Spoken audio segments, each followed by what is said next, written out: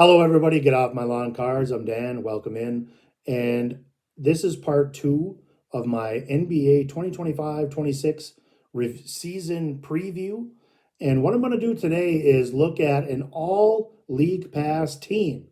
Five players that I am going to be watching because they're important to their teams and also fun to watch. And so I'm going to give you five players, and I did it by position: two guards, two forwards, and a center. They're not necessarily the best players, although some of them certainly could be in that upper echelon.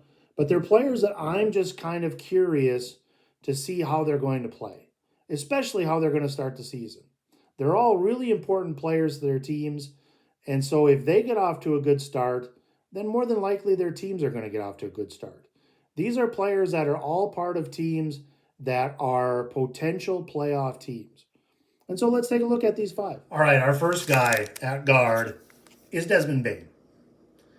Desmond Bane has been a very solid player for the Memphis Grizzlies. And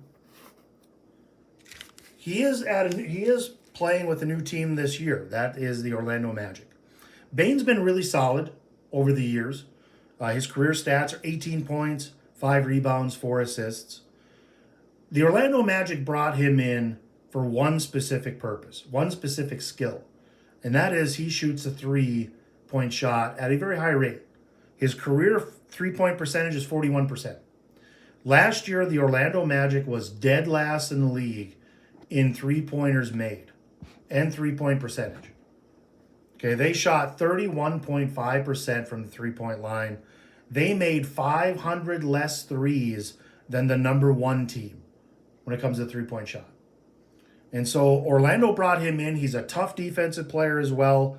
The hope is for Orlando is that Desmond Bane can open up the floor for a couple of their star players, Paulo Banchero, Franz Wagner, to dominate offensively. And like I said, at the same time, Desmond Bane has been a good defender. So the hope is for this team is that Bane can be plugged in and the Magic can add to their win total last year, where they were a tough playoff team, but because of shooting restrictions, didn't get maybe as far as they wanted. Our other guard on our all-league pass team is Trae Young. Trae Young has been around the league quite a few years now. This is his, I think, 7th year in the league. And he has played all his seasons with the Hawks. He's not a guy that's on a new team or anything like that.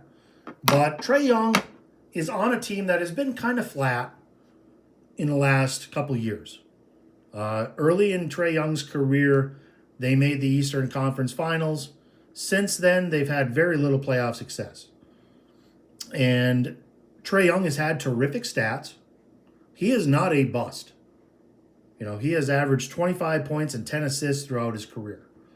The one thing that's starting to maybe irritate, might be the best word, fans of Trae Young is just lack of wins and losses success. And so this is a team that brought in a bunch of players. You know, they brought in Nickeil Alexander-Walker.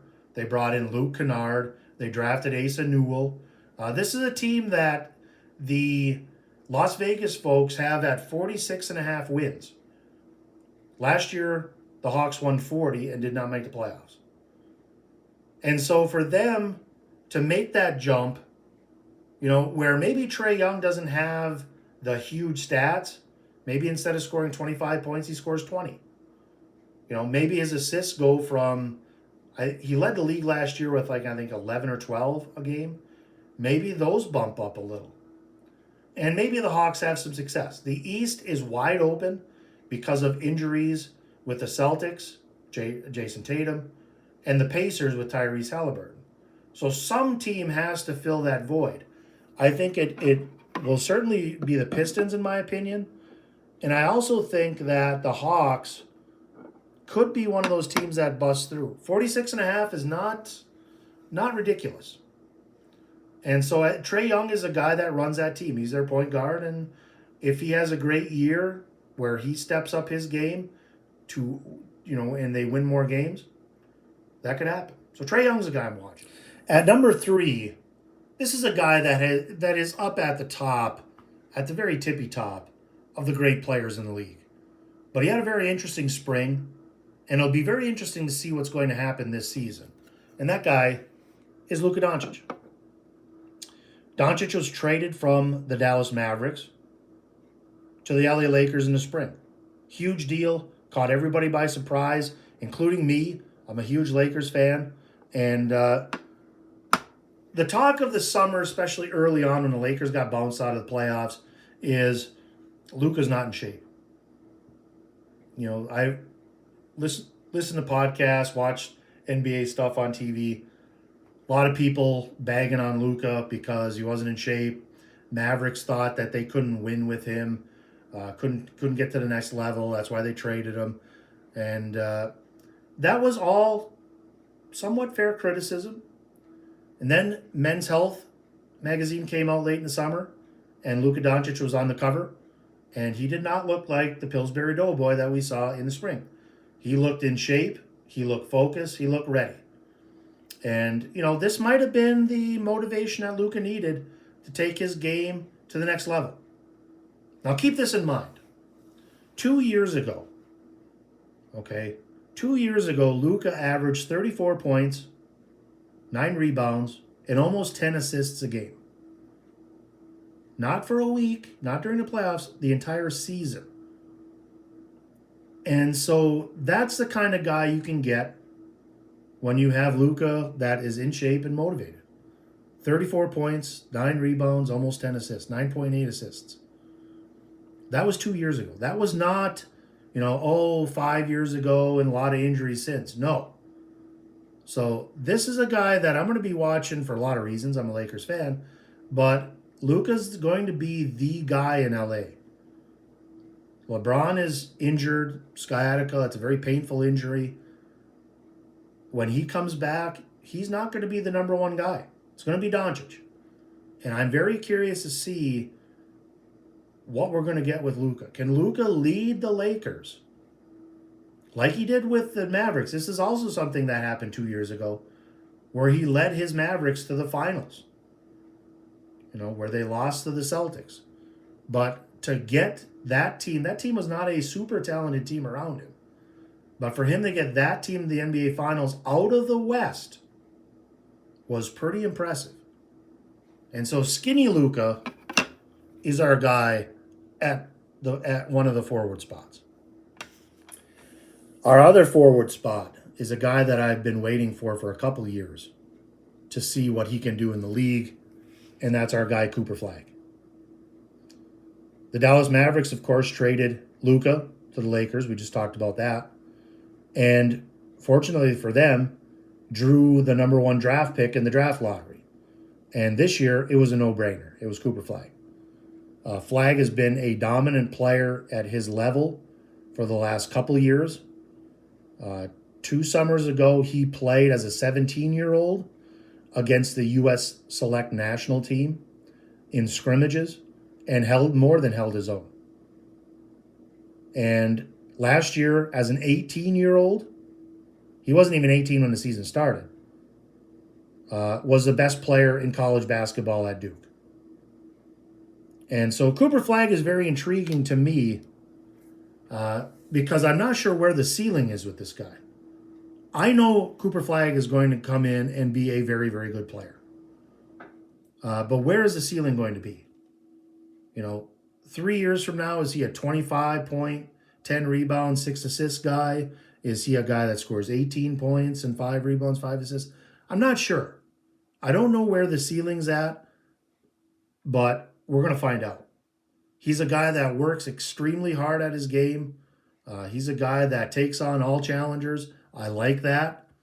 The key thing I'm looking for in his first year as an 18-year-old, he's not even going to turn 19 until I think December, is can he hold up to the wear and tear of an NBA season?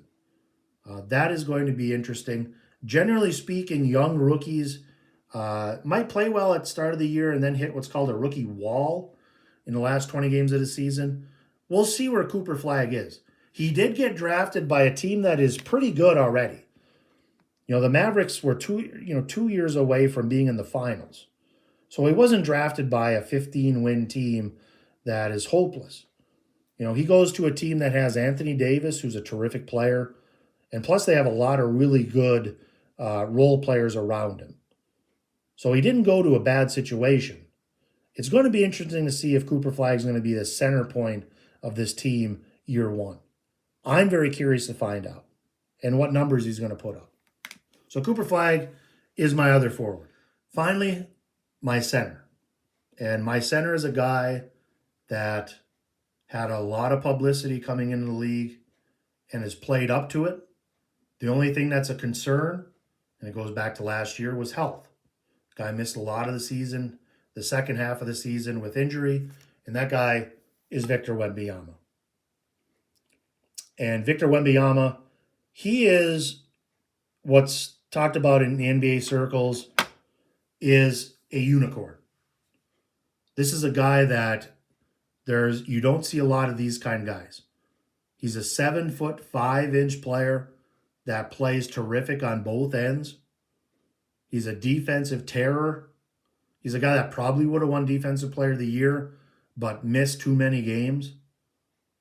He's probably the odds-on favorite, I would guess, this year. He is a very mature player for his age. I don't even know if he's 20 yet. He might be 20, right on the nose. Super impressive. Super impressive. Couple key questions. Is he going to be healthy? He had blood clots last year. They claim that procedure he went under cleared that up. I hope it does. I never root against anybody injury-wise. Stay healthy, make your money, entertain fans, etc. My only criticism of Wemby as a player is last year he took what I thought were way too many threes. Almost half of his shots from the field last year were three-point shots. And I'm not necessarily an old school basketball guy, but I think if you're 7'5" and super talented, you can shoot threes. It's a natural part of the game nowadays, but I think he would be much more devastating on offense if he plays near the basket more often than he did last year. This Spurs team is a very interesting team. They could win 50 games. They could win 30 games. I don't know where they're going to be, but I know this. If Wembanyama is healthy, he's going to certainly be a net positive on the Spurs team.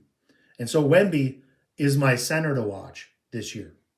So my all-league pass team, once again, Desmond Bane, Trae Young, skinny Luka Doncic, Cooper Flag, and Victor Wembanyama. Those are my 5 guys that I'm going to be watching at the start of the season via League Pass. So hope you are too. Give these guys a watch. I think they're going to be exciting players that are playing on good teams. And that's all you really want to watch when you watch basketball anyways, is good basketball. And these 5 guys, I think, are going to bring it this year. So until next time, Ketos, thank you. Like, subscribe. I'm looking forward to the start of the NBA season. I hope you are too. And we'll see you down the trail.